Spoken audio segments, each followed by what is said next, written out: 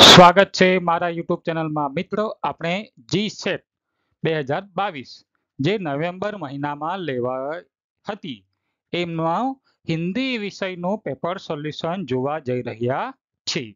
અને આ જે પેપર સોલ્યુશન છે એ ઓફિશિયલ આન્સર કી મુજબનો છે, એટલે કે આ જે પેપર છે અને એની ઓફિશિયલ આન્સર કી તમને GSET ની વેબસાઇટ ઉપર જોવા મળશે. તો એ મુજબનું જ આજે આપણે પેપર સોલ્યુશન જોવા જઈ રહ્યા છીએ. તો શરૂ કરીએ આજનો આ વિડિયો. प्रश्न 1 है, साहित्यिक अपभ्रंश को पुरानी हिंदी किसने कहा था? प्रश्न 1 में दिया गया है कि साहित्यिक अपभ्रंश को पुरानी हिंदी किसने कहा था? ऑप्शन ए है Ramchandra Shukla, option B Hazari Prasad Dwivedi, option C Shiv Singh सेगर या ऑप्शन डी राहुल सांगुतायान। तो पुरानी हिंदी साहित्यिक अपभ्रंश को किसने कहा था? आचार्य रामचंद्र शुक्ल जी ने। प्रश्न नंबर 2 है, अपभ्रंश का वाल्मीकि किसे कहा जाता है? अपभ्रंश का वाल्मीकि किसे कहा जाता है? तो अपभ्रंश का वाल्मीकि किसे कहा जाता है? ऑप्शन ए है पुष्पदंत, बी है धनपाल, सी है शिलभद्रसूरी और डी है स्वयंभू। तो अपभ्रंश का वाल्मीकि स्वयंभू को कहा जाता है। प्रश्न नंबर 3 देखते हैं। तो सौरसेनी अपभ्रंश से कौन सी भाषा विकसित हुई है? सौरसेनी जो अपभ्रंश है उसमें से कौन सी भाषा विकसित हुई है? ए है पूर्वी हिंदी, बी है बिहारी, सी है पश्चिमी हिंदी और डी है लहंगा। तो सौरसेनी अपभ्रंश से कौन सी भाषा विकसित हुई है? तो ऑप्शन है इसमें पश्चिमी हिंदी, यानी कि पश्चिम प्रदेश में जो बोली जाती है वो हिंदी उसे सौरसेनी अपभ्रंश से विकसित हुई है। प्रश्न 4 है, हिंदी खड़ी बोली किस अपभ्रंश से विकसित हुई है? हिंदी खड़ी बोली जो है वो कहाँ से विकसित हुई है? ए है मागधी, बी है अर्धमागधी, सी है सौरसेनी और डी है ब्रायड। तो यहाँ पे जवाब आंसर आएगा सौरसेनी। कौन सा आएगा? सौरसेनी। आगे देखते हैं प्रश्न नंबर 5। डॉक्टर भोलानाथ तिवारी ने हिंदी भाषा के कितने वर्ग बनाए हैं? 2, 3, 4 या 5? तो भोलानाथ तिवारी ने हिंदी भाषा के कितने वर्ग बनाए हैं? 5 वर्ग बनाए हैं। यह ऑप्शन हमारा सही आएगा। प्रश्न 6 है, राष्ट्रभाषा की तुलना में राजभाषा का क्षेत्र कैसा है? राष्ट्रभाषा की तुलना में राजभाषा का क्षेत्र कैसा है? तो अति सीमित, अति व्यापक, सीमित या व्यापक। तो राष्ट्रभाषा की तुलना में राजभाषा का क्षेत्र कैसा है? सीमित है। कैसा है? सीमित। आगे देखते हैं, संगणक क्षेत्र में सॉफ्टवेयर का हिंदी पर्याय क्या है? संगणक क्षेत्र में सॉफ्टवेयर का हिंदी पर्याय क्या है? ए है परावस्तु, बी है यथावस्तु, सी है मृदु वस्तु या डी है तार्किक वस्तु। तो यहाँ आएगा ऑप्शन ए परावस्तु। प्रश्न 8 है, संविधान की कौन सी धारा में हिंदी के लिए विशेष प्रावधान है? कौन सी धारा में? हमें मालूम ही होना चाहिए, 343। ये हमारा सही उत्तर है। प्रश्न नंबर 9 है, हिंदी शब्दानुशासन किसकी रचना है? हिंदी शब्दानुशासन जो रचना है वो किसकी है? धीरेन्द्र वर्मा, किशोरीदास वाजपेयी, राजकुमार वर्मा या हरदेव बाहरी। तो इसमें प्रश्न नंबर 9 में कौन सा आएगा? बी किशोरीदास वाजपेयी। कौन सा आएगा? किशोरीदास वाजपेयी का। अर्थ के आधार पर वाक्य के कितने भेद होते हैं? अर्थ के आधार पर वाक्य के कितने भेद होते हैं? तो 8 भेद होते हैं। कितने भेद होते हैं? 8। आगे का प्रश्न देखते हैं, प्रश्न नंबर 11। यौगिक धातुएं कितनी प्रकार की होती है? यौगिक धातुएं जो होती है वो कितने प्रकार की होती है? 2, 3, 5, 7। तो प्रश्न नंबर 11 में कितनी प्रकार की होती है? 3। यौगिक धातुएं 3 प्रकार की होती है। आचार्य रामचंद्र शुक्ल ने हिंदी साहित्य के इतिहास के कालों का नामकरण किस आधार पर किया है? प्रवृत्ति के आधार पर किया है, परिस्थितियों के आधार पर किया है, कृतियों के आधार पर किया है या कृतिकारों के आधार पर किया है? तो उन्होंने प्रवृत्तियों के आधार पर इतिहास का काल विभाजन नामकरण किया है। प्रश्न नंबर 13 है, हिंदी साहित्य के प्रथम ऐतिहासिक काल को आदिकाल नाम किसने दिया? हिंदी साहित्य जो 4 काल है, आदिकाल, भक्तिकाल, रीतिकाल और आधुनिक काल। तो आदिकाल, ऐतिहासिक काल को आदिकाल नाम किसने दिया है? तो इसमें कौन सा आएगा? आचार्य रामचंद्र शुक्ला, हजारी प्रसाद द्विवेदी, राजकुमार वर्मा या महावीर प्रसाद द्विवेदी। तो यहाँ आएगा हजारी प्रसाद द्विवेदी ने ऐतिहासिक काल को आदिकाल नाम दिया है। प्रश्न नंबर 14 है, रासो साहित्य मूलतः किस पर केंद्रित है? रासो साहित्य है वो मूलतः किस पर केंद्रित है? प्रशंसा पर, छंद पर, रस पर या रीति पर? तो यहाँ किस पर आएगा? उत्तर आएगा प्रशंसा पर। यानी कि जो आदिकाल में जितने भी ग्रंथ लिखे गए, रासो साहित्य उसे कहा जाता है, वो प्रशंसा पे केंद्रित है। आगे का प्रश्न देखते हैं, प्रश्न नंबर 15। आदिकाल के कौन से कवि खड़ी बोली हिंदी के प्रथम कवि सिद्ध हुए हैं? आदिकाल के कौन से कवि खड़ी बोली के हिंदी के प्रथम कवि? तो हमें मालूम ही होना चाहिए कौन आएगा? अमीर खुसरो। कौन आएगा? अमीर खुसरो जी। शुक्ल जी के अनुसार सिद्ध परंपरा में सबसे पुराने सिद्ध कौन है? सिद्ध परंपरा में सबसे पुराने सिद्ध कौन है? कौन है सबसे पुराने? कहणवा पे है, सरहपा, लोहिपा या विरूपा? तो इसमें से कौन आएगा? सरहपा जो है वो सबसे पुराने सिद्ध है। आगे का प्रश्न देखते हैं, इनमें से कौन से उपन्यास की चर्चा हिंदी के प्रथम उपन्यास के रूप में नहीं हुई है? प्रथम उपन्यास की बात की गई, प्रथम उपन्यास की चर्चा में नहीं है। परीक्षा गुरु, भाग्यवती, देवरानी जेठानी की कहानी और चंद्रकांता। तो इसमें से कौन सा आएगा?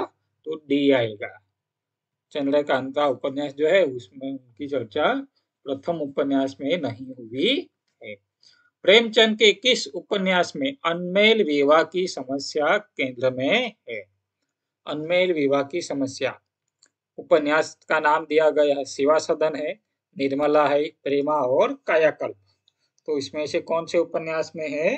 तो निर्मला उपन्यास में अनमेल विवाह की समस्या केंद्र में है, उसकी कथा वस्तु में मुख्य में है। निम्नलिखित में से किस उपन्यास के केंद्र में सांप्रदायिकता की समस्या? कौन से उपन्यास में सांप्रदायिकता की समस्या देखने को मिलती है?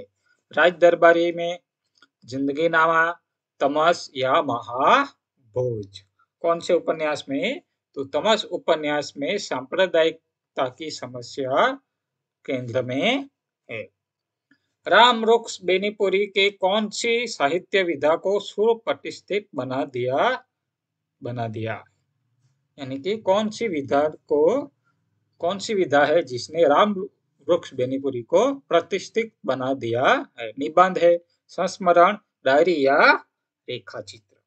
तो इसमें कौन सा आएगा? रेखाचित्र। बहुत से रेखाचित्र राम वृक्ष बेनीपुरी ने लिखे हैं, उनसे वो प्रसिद्ध हो गए हैं। आगे का प्रश्न देखते हैं, चीड़ों पर चांदनी किस विधा की रचना है? चीड़ों पर चांदनी जो है वो किस विधा की रचना है? रिपोर्टाज है, यात्रा साहित्य है, डायरी है या संस्मरण है? क्या है? चीड़ों पर चांदनी की साहित्य विधा क्या है? यात्रा साहित्य। क्या है? यात्रा साहित्य है। आगे का प्रश्न देखते हैं, समकालीन कविता काल क्षण की कविता नहीं, काल प्रवाह, आघात और विस्फोटक की कविता है। यह किस आलोचक की उक्ति है? किस आलोचक की उक्ति है? विश्वम्भरनाथ उपाध्याय, बच्चन सिंह, नामवर सिंह, राम स्वरूप चतुर्वेदी। तो यह जो रचना है वो किसकी है? उक्त विधान कौन किसका है? तो है विश्वम्भरनाथ उपाध्याय जी का यह प्रस्तुत उक्ति है। आगे देखते हैं 23वां प्रश्न। वेदव्य मुझे स्वीकार, राष्ट्र की जय हो, दासत्व न अंगीकार, राष्ट्र की जय हो। किस कवि की पंक्तियां है? यह जो प्रस्तुत पंक्ति है वो किन की है? रामधारी सिंह दिनकर जी की है, मैथिली शरण गुप्त जी की है, राम माखनलाल चतुर्वेदी की या केदारनाथ मिश्र की? तो यह जो पंक्ति है वो केदारनाथ मिश्र जी की है। किस कवि की वह शक्ति जिससे वह काव्य सृजन करता है? किसी का कवि की वह शक्ति जिससे वह काव्य सृजन करता है, उसे निम्नलिखित में से क्या कहते हैं? तो क्या कहते हैं? काव्य प्रयोजन कहते हैं, काव्य प्रकाश कहते हैं, काव्य दर्श कहते हैं या काव्य हेतु कहते हैं? तो उसे क्या कहते हैं? काव्य हेतु कहेंगे। क्या कहेंगे? काव्य हेतु कहेंगे। ठीक है, आगे का प्रश्न देखते हैं। अनुमितिवाद सिद्धांत के प्रणेता कौन है? भट्टनायक है, अभिनव गुप्त है, शंकुक है या भट्ट लोलाट है? तो अब अनुमितिवाद के प्रणेता कौन है? सिद्धांत के प्रणेता शंकुक है। आगे का प्रश्न देखते हैं। अधिकतर विद्वानों ने काव्य हेतु कितने माने हैं? 2, 3, 4 या 5? तो अधिकतर विद्वानों ने काव्य हेतु कितने माने हैं? 3 माने हैं। सिर्फ कितने माने हैं? 3। आगे देखते हैं आगे का प्रश्न। काव्य हेतु और काव्य प्रयोजन के संबंध में निम्नलिखित में से कौन सा पर्याय सही है? तो इसमें 4 ऑप्शन दिए हैं। दोनों अलग है, दोनों एक है, दोनों में साम्य भेद है या इनमें से कोई नहीं। तो यहाँ क्या है? दोनों अलग है। काव्य हेतु अलग है और काव्य प्रयोजन अलग है। काव्यस्य आत्मा ध्वनि, यह मान्यता किसकी है? वामन की है, भामा की है, आनंदवर्धन की है या दंडी की है? तो यह जो काव्यस्य आत्मा ध्वनि, यह मान्यता किसकी है? यह मान्यता है आनंदवर्धन जी की। किसकी है? आनंदवर्धन जी की यह मान्यता है। भरत मुनि ने रसों की संख्या कितनी मानी है? भरत मुनि जो है उन्होंने रसों की संख्या कितनी मानी है? 8, 9, 11 या इनमें से कोई नहीं। तो भरत मुनि ने कितनी रसों की संख्या मानी है? 8। कितनी मानी है? 8। आगे का प्रश्न देखते हैं। अपभ्रंश को पुरानी हिंदी किसने कहा है? अपभ्रंश को पुरानी हिंदी किसने कहा है? ग्रियर्सन ने कहा है, श्याम सुंदर दास ने कहा है, चंद्रगढ़ शर्मा गुलेरी ने कहा या भरतेंदु हरिश्चंद्र ने कहा है? तो किसने कहा है अपभ्रंश को पुरानी हिंदी? चंद्रगढ़ शर्मा गुलेरी ने कहा है। आगे का प्रश्न देखते हैं। इलियट के काव्य के किस सिद्धांत को महत्वपूर्ण माना है? इलियट ने काव्य के किस सिद्धांत को महत्वपूर्ण माना है? वैयक्तिकता, निजता, निवैयक्तिकता या कल्पना को? तो इसमें से ऑप्शन कौन सा आएगा? Option C. कौन सा आएगा? ऑप्शन सी। निवैयक्तिकता को काव्य के सिद्धांत माना है, महत्वपूर्ण सिद्धांत माना है। किसने? इलियट ने। आंबेडकर दर्शन के संदर्भ में निम्नलिखित कौन सा पर्याय सही है? कौन सा पर्याय सही है? जाति, धर्म और कर्म, स्वतंत्रता, समता और विषमता, युद्ध, बुद्ध, युद्ध और शुद्ध, पढ़ो, जुड़ो और लड़ो। तो आंबेडकरवाद में कौन सा आएगा? पढ़ो, जुड़ो और लड़ो। यह आंबेडकर दर्शन कहता है। पढ़ना है और एक साथ रहना है और लड़ना है। आगे का प्रश्न है। गांधी दर्शन की दृष्टि में इनमें से कौन सा विकल्प गलत है? कौन सा विकल्प गलत है? सत्य अहिंसा प्रेम, सत्य अहिंसा मानवता, असत्य अहिंसा असहयोग, सेवा सत्य के अहिंसा। तो इनमें से क्या आएगा? असत्य अहिंसा और असहयोग, यह गलत है। आगे देखते हैं आगे का प्रश्न। भारत में अल्पसंख्यक विमर्श का मूल आधार क्या है? अर्थ है, जाति है, धर्म है या प्रांत है? क्या है? अल्पसंख्यक विमर्श का मूल आधार क्या है? क्या है? धर्म है। क्या है? धर्म। मुक्तिबोध किस मातृभाषा के हिंदी कवि है? मुक्तिबोध जो है वो किस मातृभाषा, उनकी मातृभाषा क्या है? मराठी है, गुजराती है, पंजाबी है या बंगाली है? तो वो मुक्तिबोध जो है वो मराठी मातृभाषा के हिंदी कवि माने जाते हैं। आगे का प्रश्न देखते हैं। राजा निर्बंसिया में कौन सा वातावरण मिलता है? नागरिक, आंचलिक, ग्रामीण या कस्बाई? कौन सा नगरीय आएगा? नागरिक, आंचलिक, ग्रामीण या कस्बाई? तो इसमें ऑप्शन आएगा नागरिक। आगे का प्रश्न ऑप्शन देखते हैं। प्रश्न कौन सा? अंधेरी नगरी के राजा को कितने पट बताया है? अंधेरी नगरी के राजा को कितने पट बताया है? 2, 3, 4, 5। तो यहाँ ऑप्शन आएगा 4। मोहन राकेश के किस नाटक का अंत सुखद है? लहरों के राजहंस, आधे अधूरे, आषाढ़ का एक दिन या इनमें से कोई नहीं? तो उनका जो नाटक है वो इनमें से कोई नहीं, जिसका अंत सुखद है। आगे का देखते हैं। आगे का प्रश्न। बकरी नाटक की मूल संवेदना क्या है? बकरी जो नाटक है उसकी मूल संवेदना क्या है? राजनीतिक व्यंग, धार्मिक व्यंग, सामाजिक व्यंग या साहित्यिक व्यंग? कौन सा है? तो इसमें आएगा राजनीतिक व्यंग। बकरी जो नाटक है उसकी मूल संवेदना क्या है? राजनीतिक व्यंग है। आगरा बाजार के रचयिता कौन है? आगरा जो बाजार है उसके रचयिता कौन है? हबीब तनवीर, स्वदेश दीपक, सुरेंद्र वर्मा या अस्कर? कौन आएगा 40वां प्रश्न में? हबीब तनवीर। कौन आएगा? हबीब तनवीर जी। संस्कृति प्रेम निम्नलिखित किस निबंधकार के निबंधों की प्रधान प्रवृत्ति है? श्रीलाल शुक्ला, हजारी प्रसाद द्विवेदी, विवेकी राय, इनमें से कोई नहीं? तो यहाँ ऑप्शन कौन सा आएगा? ऑप्शन आएगा ऑप्शन बी, हजारी प्रसाद द्विवेदी। बैजू मामा का बैजू कौन था? मक्कार था, कामचोर था, चोर था या मुंहचोर था? बैजू माया में जो बैजू था वो कौन था? तो इसमें ऑप्शन आएगा चोर था। कौन अच्छा? बैजू चोर था।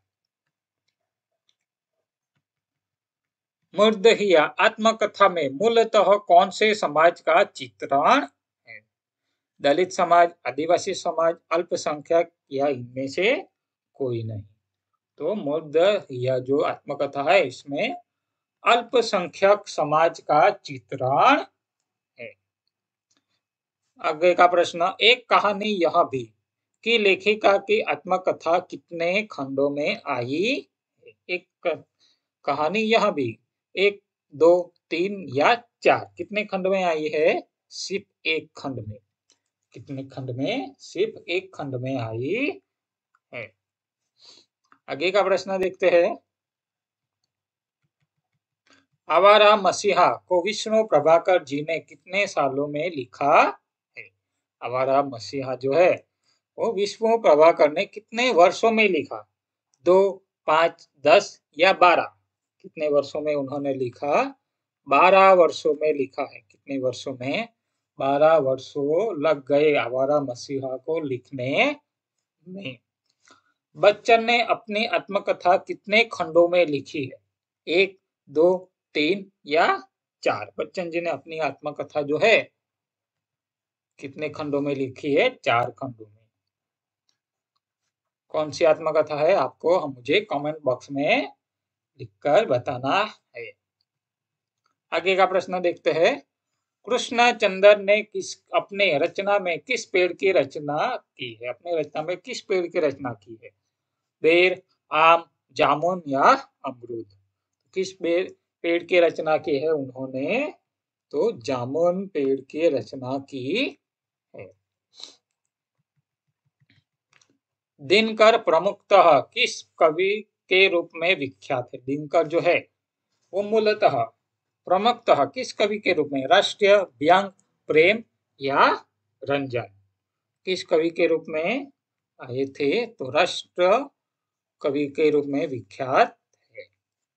राहुल सांकृत्यायन ने सर्वाधिक लेखन किस साहित्य विधा में किया है? राहुल सांकृत्यायन ने अपनी जो रचना की है कौन सी विधा में सर्वाधिक की है? यात्रा में, निबंध में, कहानी में या डायरी में? तो उन्होंने जो अपनी रचना की है साहित्य विधा यात्रा है। ज्यादातर उनके रचनाओं में यात्रा वर्णन देखने को मिलता है। आगे का प्रश्न है, आप खुदरी के संदर्भ में निम्नलिखित कौन सा विकल्प सही है? मन्नू भंडारी खंड 2, मैत्री पुष्पा खंड 2, प्रेमा खितान खंड 2, रमणीक गुप्ता खंड 2? तो इसमें कौन सा ऑप्शन आएगा? रमणीक गुप्ता खंड 2। आप खुदरी के संदर्भ में रमणीक गुप्ता खंड 2 सही है। आगे का प्रश्न देखते हैं। प्रश्न नंबर 51। सुधामुखी के विहि निर्मल बाला, यह पंक्ति किसकी है? विद्यापति, अमीर खुसरो, जगनीक या चंद्रबरदाई? तो यह जो पंक्ति है वो किसकी है? विद्यापति जी की। गोरख जगायो जोग, भक्ति भगायो लोग, किसने कहा है? यह किसने कहा है? तुलसीदास जी ने कहा। किसने कहा है? तुलसीदास जी ने। रासो साहित्य की भाषा क्या है? राजस्थानी, मेवाती, ब्रज या दिंगल? राजसो साहित्य की भाषा कौन सी है? दिंगल भाषा है। आगे का प्रश्न देखते हैं। श्री संप्रदाय के प्रवर्तक कौन है? माधवाचार्य, विष्णु स्वामी, रामानुज या रामानंद? तो सही उत्तर आएगा रामानुज। पुष्टि मार्ग के संस्थापक कौन है? विठलनाथ, परमानंद, नंददास या वल्लभाचार्य? कौन है? तो वल्लभाचार्य जो है वो पुष्टि मार्ग के संस्थापक कहे जाते हैं। ठीक है, आगे का प्रश्न देखते हैं। निम्नलिखित में से कौन सत्सईकार नहीं है? बिहारी, धनानंद, वृंद या मतीराम? तो कौन सत्सईकार नहीं है? सत्सई यानी 700 दोहे हो जिसमें उसे क्या कहा जाता है? सत्सई कहा जाता है। तो कौन नहीं है? बिहारी की है सत्सई, किसकी नहीं है? तो इसमें आएगा घनानंद की सत्सई नहीं है। कामायनी के संदर्भ में कौन सा वर्ग सही है? कामायनी में अलग अलग स्वर्ग दिए गए हैं, तो कौन सा स्वर्ग सही है? चिंता, काम, श्रद्धा, आशा। चिंता, आशा, काम, श्रद्धा। चिंता तो पहला है ही, ठीक है, तो यहाँ हमने 3 में से ही ढूंढना है। तो कौन सा आएगा? ऑप्शन डी, चिंता, आशा, श्रद्धा, काम। आगे का प्रश्न देखते हैं। पंत जी को किस रचना के लिए ज्ञानपीठ पुरस्कार मिला है? लोकायतन, गुंजन, पल्लव या वीणा? किसके लिए मिला था पंत जी को? इसमें हमें क्या दिया गया है? ऑप्शन जेड, यानी यहाँ ग्रेस मार्क आएगा। दिनकर को कौन सा पुरस्कार पाने वाले हिंदी के दूसरे कवि है? कौन सा पुरस्कार दिनकर जी को मिला है जो दूसरे कवि है? ज्ञानपीठ पुरस्कार। कौन सा पुरस्कार? ज्ञानपीठ पुरस्कार। पंडित पुरुषोत्तम दास निम्नलिखित में से किस रचना के पात्र हैं? श्यामा सपना, मृण्मयी, परीक्षा गुरु या जावित्री? तो इसमें ऑप्शन आएगा, सही जवाब है परीक्षा गुरु। आगे का प्रश्न देखते हैं, निम्नलिखित में से किस साहित्यकार को बंग महिला के नाम से जाना जाता है? बंग महिला के नाम से किसे जाना जाता है? किसे जाना जाता है? राजबाला घोष को बंग महिला के नाम से जाना जाता है। जिंदगी नामा में किस भाषा का शब्द प्रयोग अधिक है? पंजाबी, गुजराती, हिंदी, पंजाबी, उर्दू, गुजराती या सिंधी? तो इसमें ऑप्शन आएगा पंजाबी। जिंदगी नामा जो है वो इसमें पंजाबी भाषा के शब्द प्रयोग अधिक देखने को मिलते हैं। धरती धन न अपना कौन सी संवेदना का उपन्यास है? दलित, आंचलिक, सामाजिक या राजनीतिक? तो इसमें ऑप्शन आएगा दलित। कवि ब्रह्म राक्षस का शिष्य क्यों होना चाहता है? कवि जो है ब्रह्म राक्षस का शिष्य क्यों होना चाहता है? 4 ऑप्शन दिए गए हैं, विकल्प दिए गए हैं, उसमें से सही विकल्प है उपयुक्त सभी करने के लिए। ठीक है, तो कार्य अधूरे कार्य को पूरा करने के लिए, वेदना के स्रोत को संगति देने के लिए, पूर्व निष्कर्षों तक पहुंचने के लिए कवि जो है ब्रह्म राक्षस का शिष्य बनना चाहता है। आगे का प्रश्न देखते हैं, नक्सलवादी कविता में धूमिल किसकी तलाश में है? किसकी तलाश में है? साम्यवाद की, समाजवाद की, दूसरे प्रजातंत्र की या साम्राज्यवाद की? तो इसमें कवि जो है वो दूसरे प्रजातंत्र की तलाश में है।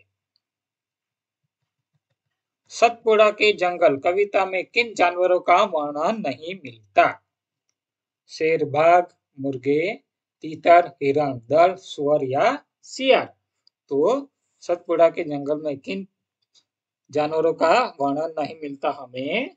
तो सुअर और सियार का वर्णन हमें मिलता नहीं है।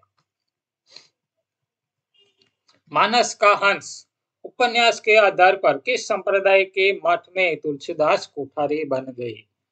तो इसमें सही जवाब आएगा रामानुजी संप्रदाय। कौन सा संप्रदाय?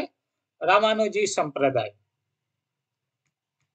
जयदेव पुरी की बहन का नाम क्या है? सिलो, बंतो, कनक या तारा? तो सही जवाब है तारा। कौन सा है? तारा। झूठा सच विभाजन के त्रासदी का यथार्थ चित्रण क्या है? परिस्थितिगत, परिस्थितिजन्य है, दोनों है या अन्य है? तो झूठा सच में दोनों है, परिस्थितिगत भी है और परिस्थितिजन्य भी है। आकाशदीप कहानी की बंदी स्त्री नायिका का घर कहाँ था? कहाँ था उसका घर?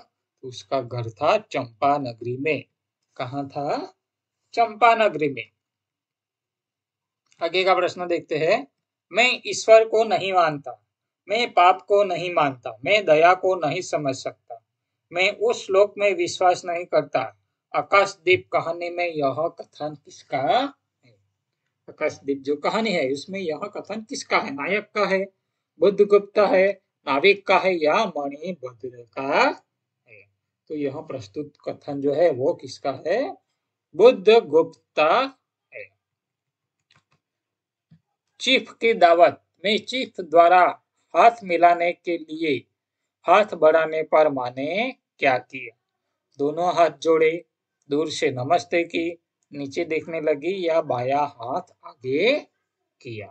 तो यहाँ सही जवाब आएगा बाया हाथ आगे किया। चीफ की दावत में गीत सुनाने के आग्रह पर माँ क्या करती है? तो क्या करती है माँ?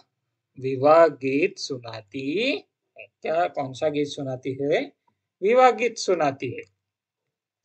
सिक्का बदल गया किस विधा के अंतर्गत आने वाली रचना है? किस विधा के अंतर्गत आने वाली रचना है? तो कहानी विधा के अंतर्गत आने वाली रचना है सिक्का बदल गया। हरिशंकर परसाई ने इंस्पेक्टर माता दिन को किस पर बताया? नाव, चांद, घोड़े या मंगल, तो इसमें सही जवाब आएगा चांद। भरतेंदु ने किस नाटक में स्वयं अभिनय किया? किस कौन से नाटक में स्वयं अभिनय किया है? तो सही जवाब है जानकी मंगल। आगे का प्रश्न है, निम्नलिखित में से कौन सा नाटक कालिदास के चरित्र से संबंधित नहीं है? कौन सा नाटक जो है वो कालिदास के चरित्र से संबंध नहीं है? तो सही उत्तर आएगा शकुंतला की अंगूठी। आगे का प्रश्न देखते हैं, अंजो दीदी की अंजो निम्नलिखित में से किस वर्ग में आती है? अंजो दीदी की जो अंजो है वो किस वर्ग में आती है? तो यहाँ उत्तर सही आएगा अभिजात वर्ग में। कौन सा वर्ग? अभिजात वर्ग। महाभोज किस विधा की रचना? महाभोज जो है वो किस विधा की रचना है? इसमें भी हमें ग्रेड में मार्क मिलेंगे। हाँ, जेड ऑप्शन दिया गया है इसलिए। कोमा किस नाटक से संबंधित है? कोमा जो है वो किस नाटक से संबंधित है? तो ध्रुवस्वामी से संबंधित है। निबंध वह लेख है जिसमें किसी गहन विषय पर विस्तार पूर्वक और पांडित्यपूर्ण ढंग से विचार किया गया है। निबंध के बारे में किसका कथन है? तो यह कथन किसका है? श्याम सुंदर दास जी का। किसका है? श्याम सुंदर दास जी का। कलि कौतुक के रचनाकार कौन है? कलि कौतुक के रचनाकार कौन है? प्रताप नारायण मिश्र। कौन है? प्रताप नारायण मिश्र जी। नाखूनों का बढ़ना हजारी प्रसाद द्विवेदी की दृष्टि से मनुष्य में किस में स्थित किसकी निशानी है? तो नाखूनों का बढ़ना जो है वो पशुता की निशानी है। रचनाकार को आत्माभिव्यक्ति का सर्वाधिक स्वतंत्र किस विधा में मिलता है? तो किस विधा में मिलता है? तो वो है निबंध में मिलता है सर्वाधिक स्वतंत्रता। ईश्वर द्वारा परोसी गई प्रीति प्रेम अनुकंपा गांव के लोगों को क्यों हजम नहीं होती? क्यों हजम नहीं होती? तो यहाँ सही उत्तर आएगा सभी बीमार है इसलिए हजम नहीं होती। आगे देखते हैं, मूल भूल गलती के रचनाकार कौन है? भूल गलती के रचनाकार है मुक्ति बोध जी। कौन है? मुक्ति बोध। ध्रुमिल की रचना कौन सी है? रोटी और संसद, भूल गलती, परिवर्तन या मनुष्य? ध्रुमिल की रचना है रोटी और संसद। कौन सा पात्र माटी की मूर्ति का नहीं है? तो यहाँ ऑप्शन आएगा सोमवार। प्रेमचंद घर में किस गद्य विधा की रचना है? किस गद्य विधा की रचना है? तो जीवनी। प्रेमचंद घर में यहाँ जीवनी है। किसकी जीवनी है? तो प्रेमचंद जी की। आवारा मसीहा के नायक किसके कारण आवारा? आवारा मसीहा का नायक जो है वो प्रेम के कारण आवारा है। हरिशंकर परसाई की पहचान किस रूप में हुई है? तो व्यंग्यकार के रूप में हुई है। गोखले का लक्ष्य स्वायत्त शासन की प्राप्ति था। तिलक स्वराज को अपना जन्मसिद्ध अधिकार समझते थे। उक्ति किसकी है? तो यह उक्ति है पट्टाभी सितार मैया की। आगे का प्रश्न, केसरनाग स्थान पर किस प्रकार के फूल का मिलना शुभ माना जाता है? तो किस प्रकार के फूल? नीला पुष्प का फूल मिलना शुभ माना जाता है। आप खुदरी शब्द किस भाषा का है? आप खुदरी जो शब्द है वो किस भाषा का है? तो वो है पंजाबी भाषा का है। महुआ पटवारी को सौदागर ने खरीद जो लिया, यह संवाद कहानी में किस पात्र द्वारा कहा गया है? तो किसके द्वारा कहा गया है? हीराबाई के द्वारा कहा गया है। शंकराचार्य के शारीरिक भाष्य की सुप्रसिद्ध किसके द्वारा लिखित भामती टीका से हुई है? तो किसके द्वारा हुई है? वाचस्पति मिश्र द्वारा हुई है। असाध्य वीणा किस स्थान के मिथक पर आधारित है? चीनी, जापानी, यूनानी या भारतीय? तो तीन स्थान पर जापानी मिथक पर आधारित है। आगे का प्रश्न है, अंधेरे में कविता के अंतर्गत कवि को मार्शल लॉ किस दृश्य में दिखलाई देता है? किस दृश्य में? तो चौथे दृश्य में दिखलाई देता है। मानस का हंस में राजा भगत अपने साथ किसको लेकर आए? किसको लेकर आए? तो रत्नावली जी को लेकर आए थे। आखिरी प्रश्न है, तमस उपन्यास का प्रथम प्रकाशन किस वर्ष में हुआ था? कब हुआ था? 1972 में हुआ था। જો તમને આ વિડીયો ગમ્યો હોય તો વિડીયોને લાઈક અને ચેનલને સબસ્ક્રાઇબ કરવાનું ભૂલતા નહીં, જેથી હું આવનારા વિડીયોનો નોટિફિકેશન તમને મળતું રહે. ત્યાં સુધી આભાર. Thank you.